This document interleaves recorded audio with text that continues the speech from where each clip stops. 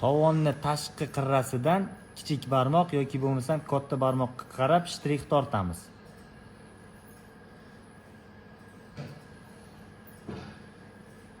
Bunda barmoqlar holatiga ahamiyat beramiz. Agar barcha barmoqlar ichkariga qarab harakatlansa, Babinskiy refleksi manfiy, ya'ni plantar refleks chaqiriladi.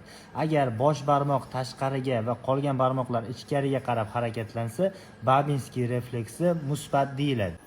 Babinskiy refleksi. Bu refleks chaqaloqlarda kuzatiladigan refleks. Babinskiy refleks 2,5 yoshdan keyin kuzatilsa, bolalarda nevrologik muammolar borligini bildiradi. Bosh miya nerv sistemasini yaxshi rivojlanmaganligi, gipoksiya, kislorod tanqisligi hamda DTP kasalliklarida kuzatilishi mumkin. Bu refleks 4-5 oyliklardan boshlab kamayib, 2,5 yoshgacha borib, umuman yo'q bo'lib ketadi. Patologik holatlardagina 2,5 yoshdan keyin kuzatilishi mumkin.